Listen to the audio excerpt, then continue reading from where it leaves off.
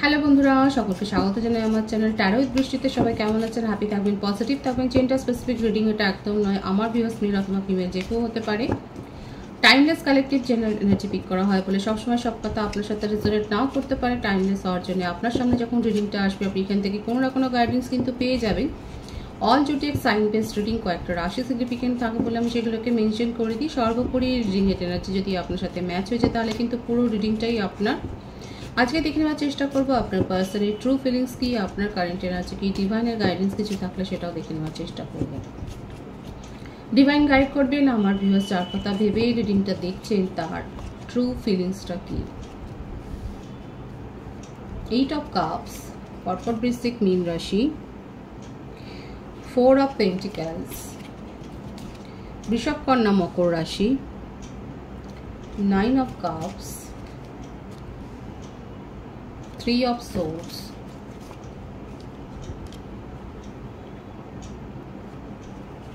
3 of pentacles, 4 of cups। আপনার পার্সনের বার্থডেটের মধ্যে 3, 4, 8, 9 বেশি দেখা যাচ্ছে। 26, 17, 13, 22, 31, 27, 18, 12, 21 বেশি এসছে। বার্থ মান্থ যেটা বেশি দেখা যাচ্ছে March, April, August, September, June, July, October, November, December, এই মাসগুলো বেশি দেখা যাচ্ছে। ভাইস ভার্সা হতে পারে, এটা আপনারা হতে পারে। নেম ইনিশিয়াল যদি বলি তাহলে দেখা যাচ্ছে এস, এ, টি, পি, ই, এন, এম, এল, ডব্লিউ, আর, ডি, সি, এই নেম ইনিশিয়ালগুলো বেশি দেখা যাচ্ছে। এগুলো বেশি দেখা যাচ্ছে বলে আমি বললাম, কিন্তু রিডিং সকলের জন্য। দেখুন উনি কিন্তু মুভ অন করে গেছেন। সব থেকে বড় কথা, ওনার যে পাস্ট এক্সপিরিয়েন্স আছে সেই বিটার এক্সপিরিয়েন্সটা উনি ভুলতেই পারেন না। উনি নিজের জীবনে চান যে উনি হ্যাপি থাকুন, ওনার ইচ্ছেগুলো পূরণ হন। উনিও সকলের মতো, সকলের যেরকম রিলেশনশিপ আছে তারা যেরকম এনজয় করছে সেইভাবে এনজয় করবেন, এটা তার মনের ইচ্ছে। কিন্তু তার বিটার এক্সপিরিয়েন্সটা এত বড় যে তিক্ত অভিজ্ঞতাটা এতটাই তার মনটাকে ছেয়ে ফেলেছে যে উনি প্রেজেন্ট সিচুয়েশনে কোনো কিছু এনজয় করতে পারেন না। ওনার জীবনে থার্ড পার্টি সিচুয়েশন তো রয়েছে। দেখুন এখানে এমন কোনো, আমি তো বললাম সেই ছায়াটাই রয়েছে, যেই ছায়াটার জন্য ওনার হার্টব্রেক সিচুয়েশন, যার জন্যে উনি কোনো নতুন অপরচুনিটি অ্যাকসেপ্ট করতে পারেন না।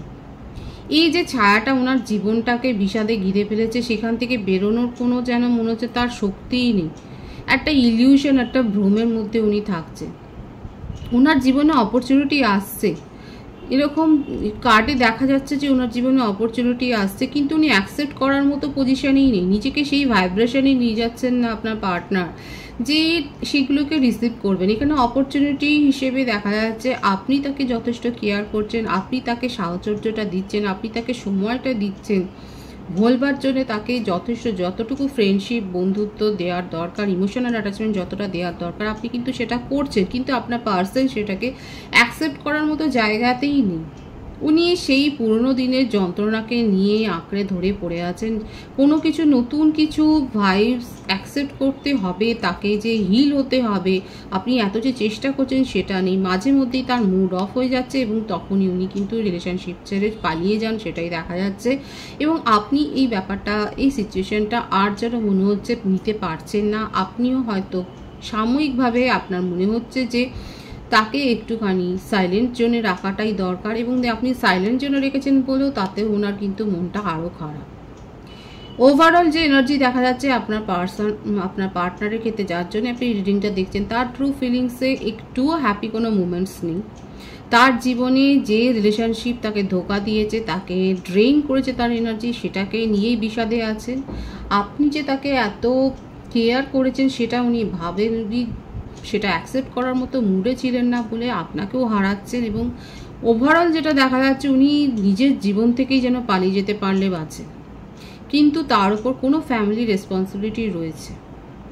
ওনার শুধু একটাই আক্ষেপ আপনার পার্টনারের ট্রু ফিলিংসে, এটাই দেখা যাচ্ছে। সেই আক্ষেপটাই বড় হয়ে যাচ্ছে যে ওনার যে এক্সপেকটেশন থাকে, যে ইচ্ছেটা থাকে, যে আকাঙ্ক্ষাটা আছে, যেমন ওনার মনে হয় যে ওনার চারপাশে হয়তো সবাই কত হ্যাপি, সেই সুখটা যেন ওনার কপালে নেই, এটাই যেন সবসময় উনি ভাবছেন।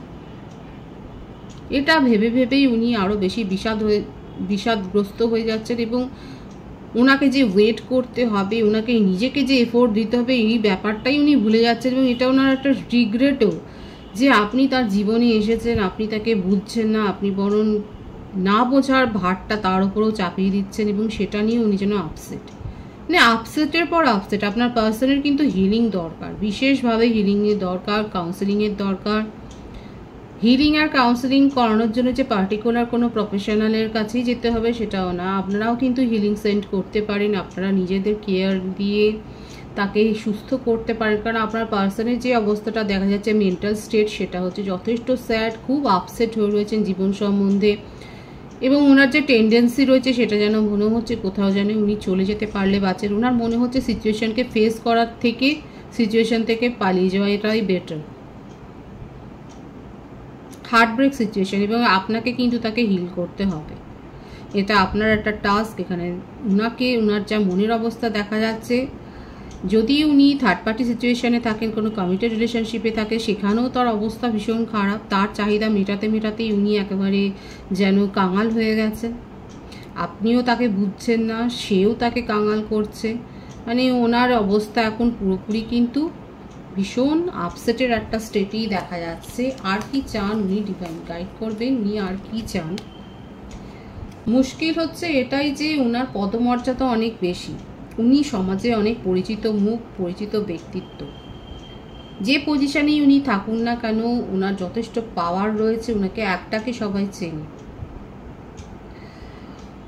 উনি এই সিচুয়েশন থেকে পালাতে চাইলেও পালাতে পারছেন না, এটাই হচ্ছে ওনার সব থেকে রিগ্রেটের কারণ।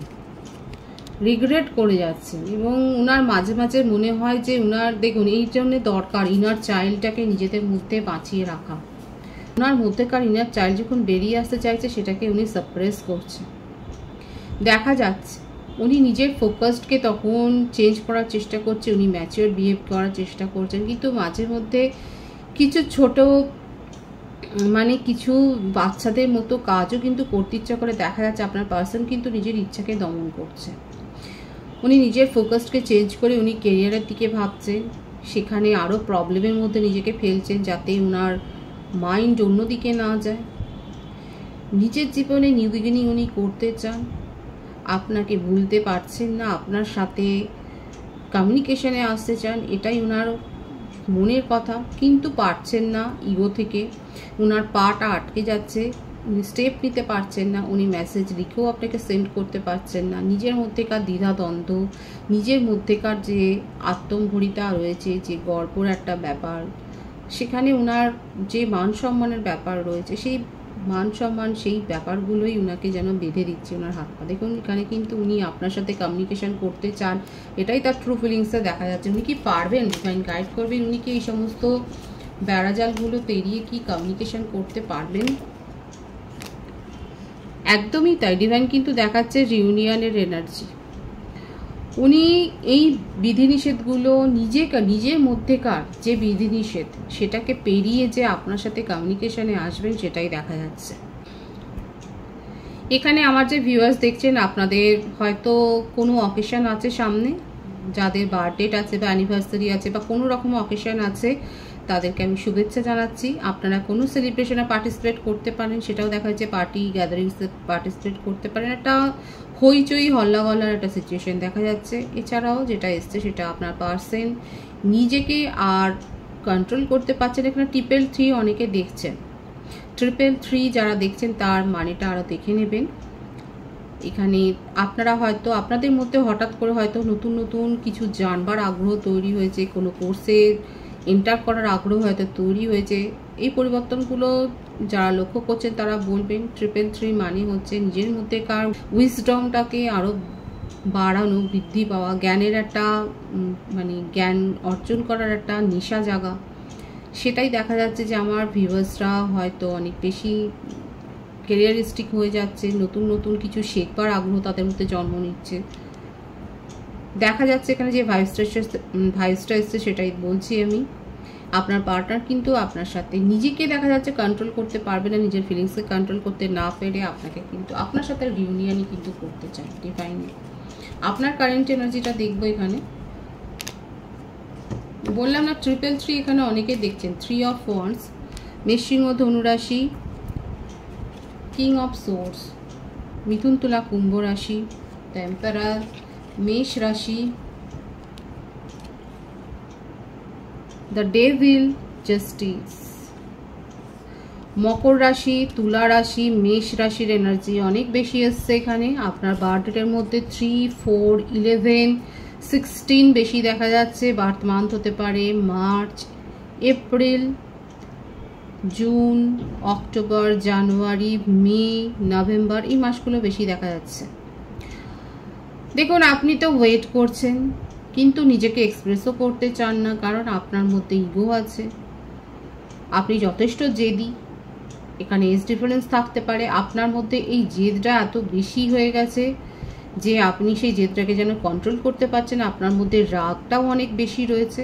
আপনি জাস্টিস দাবি করছেন এবং সেটাই আপনি চান। আপনার মনে হচ্ছে আপনার পার্টনারের তরফ থেকে ইস্যু তৈরি হয়েছে, উনি এই সমস্ত ব্যাপারগুলো ক্রিয়েট করেছেন এবং আপনি এটাই আপনার ডিমান্ড যে ওনাকেই জাস্টিসটা দিতে হবে।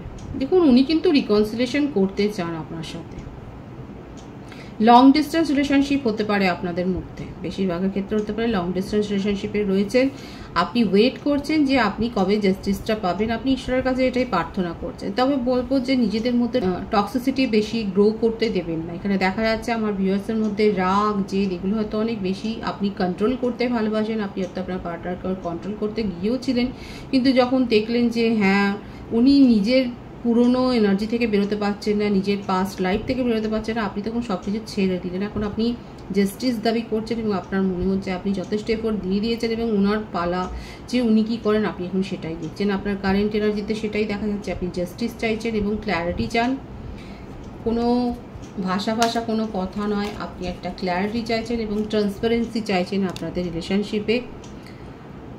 তবে ভেবে ভেবে আপনি যথেষ্ট মানে শো অফ যেটা করছেন সেটা হচ্ছে খুব স্ট্রং পার্সোনালিটি, কিন্তু আপনার ভেতরটা দেখা যাচ্ছে যথেষ্ট কাঁদছে। আপনি ডিপ্রেসড হয়ে গেছেন, আপনি রাত দিন ঘুমোতে পারছেন না, আপনি নিজেকে রেস্ট দিতে পারছেন না, আপনি পরামর্শ নিচ্ছেন, আপনি ট্যারোরিং দেখছেন বা আপনি কারো কাছ থেকে পরামর্শ নিচ্ছেন, কিংবা হতে পারে আমি তো বললাম যে এখানে 333 ভাইবস এসছে, আপনি হয়তো নিজেই শিখছেন, নিজেই এখন জানবার চেষ্টা করছেন যে কি আছে আপনার ফিউচারে, আপনি সেটাই জানবার চেষ্টা করছেন। আপনার কারেন্ট এনার্জিতে কিন্তু সেটাই দেখা যাচ্ছে। আপনি ওয়েট করতে রাজি, কিন্তু দেখুন অ্যাঞ্জেলের ব্লেসিংস রয়েছে। পেশেন্সলি ওয়েট করুন, আপনি কিন্তু জাস্টিস পাবেন। ডিভাইন কিন্তু সেটাই দেখাচ্ছে।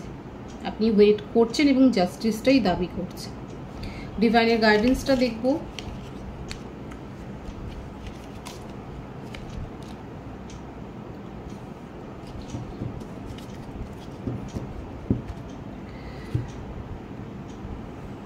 দেখুন চেস করবে না, ডিভাইন কিন্তু এটাই বলছে। স্টকিংয়ের এনার্জি দেখা যাচ্ছে কারো কারো ক্ষেত্রে রয়েছে, বেশি স্টক করতে বারণ করছে। নিজেকে বেশি ওভার প্রোটেক্টিভ করবেন না। দেখুন অতিরিক্ত কোনো কিছুই ভালো নয়। দ্রুত সিদ্ধান্ত নিতেও বারণ করছে। মোটামুটি ডিভাইনের গাইডেন্স হচ্ছে এটাই, নিজের মধ্যে ব্যালেন্সটা মেনটেন করুন। ইমোশনাল আর লজিক্যাল ব্যালেন্সটা আপনারা মেনটেন করুন, নিজেদেরকে ব্যালেন্সড রাখুন এবং তারপর ডিসিশন নিন। ডিভাইনের গাইডেন্স এটা। রিডিংয়ের এনার্জি যদি আপনার সাথে ম্যাচ হয়, রিডিংটা লাইক করে এনার্জি অবশ্যই এক্সচেঞ্জ করে নেবেন, যেটা ভীষণভাবে জরুরি। নতুন ভিউয়ার্সকে আমার চ্যানেলে অনেক অনেক স্বাগত এবং শুভেচ্ছা। যারা রয়েছে তাদেরকে অনেক ভালোবাসা। আপনাদের ভালোবাসার সহযোগিতায় পরিবারকে বৃহত্তর করে তুলুন। রিডিংটা একটু শেয়ার করে দেবেন, চ্যানেলটা সাবস্ক্রাইব করে দেবেন। সবাই ভীষণ ভালো থাকবে।